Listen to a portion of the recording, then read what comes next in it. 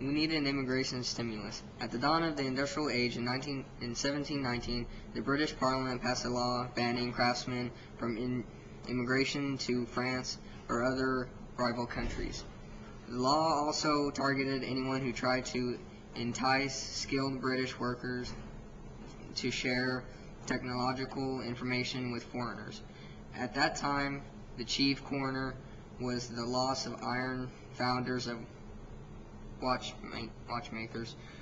Given Waitman, writing in the new book, The Industrial Revolution, spies from around the world tried to uncover the secrets of British technology, but were often reduced to lurking around local inns, hoping to engage knowledgeable workmen in conversation and induce them to cross the channel for some splendid reward. This attempt Protestantism of ideas was doomed by easier travel and connections. The Procurator of London Times complained in 1785 that a Briton who set up a textile plant in France had entailed more ruin and mischief on this kingdom than perhaps even the loss of America. Which brings us to our own era and the debate of immigration from beginning this week with Congress hearings that include an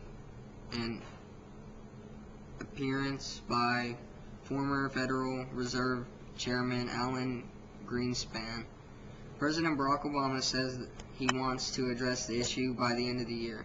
It usually pays to be skeptical about immigration reform, giving the alliance between natives and labor unions foresights borders still on economic downturn is the right time to move in immigration. One of the few policy tools that could clearly best growth.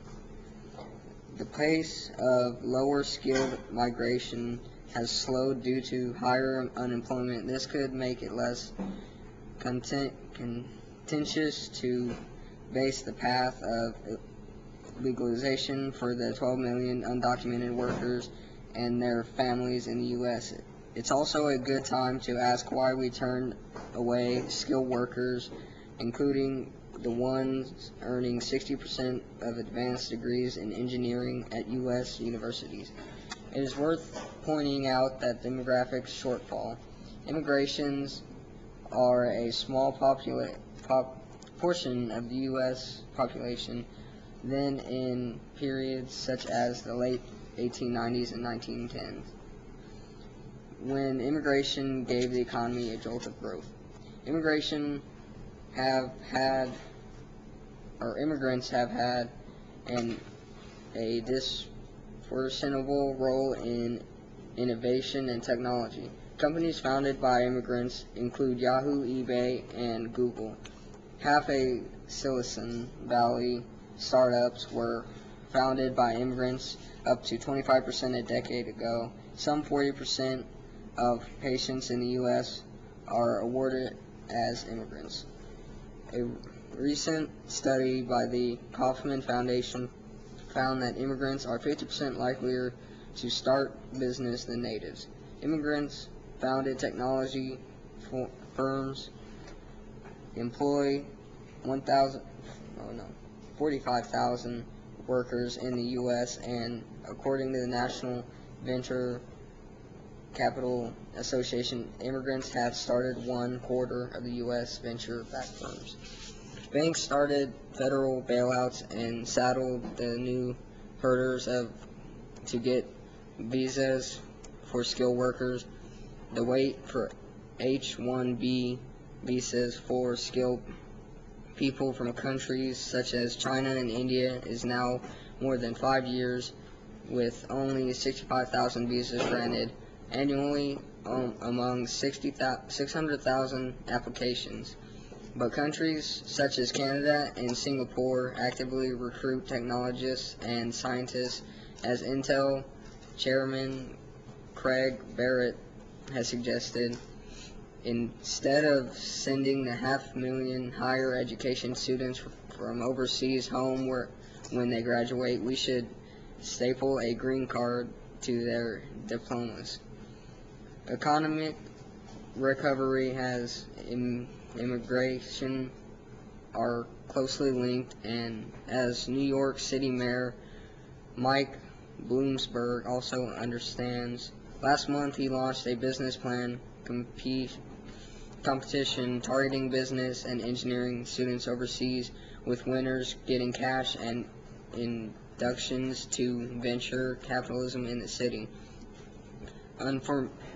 Unfortunately, as we're moving to open our doors even wider to the world, Congress is moving in the opposite direction, Mr. Bloomberg said. There's a strong case that we need both more skilled and unskilled immigrants in the venturous economy. Columbia Business Prefers Amr Bide showed that whenever technology is developed, it's the creative application of innovation and builds great business. The web was conceived in a lab in Switzerland, but it matured in Silicon Valley. Mr. Bide agrees that immigration to all levels, include as venturesome customers, are an important reason the U.S. retains a strong lead in innovation, even as the lead in advanced technology and science has eroded. At the time when our financial capitalism markets are still reeling from the credit bust, the human capital market remains open for business. Fewer workers will be lured to the U.S. during recession, but the one who comes will speed recovery. There are costs to immigration, especially in border states with generous welfare programs, but the overall benefit is akin to the advantage of free trade in goods and services. In contrast to the early day of industrial revolution, when manufacturing secrets drove competitive advantage, today information technologies thrive as investors share new ideas and make business out of them. Much of these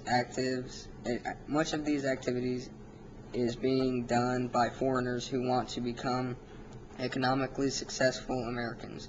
To make more open immigration one of the few stimulus packages Washington can deliver with confidence that it would help.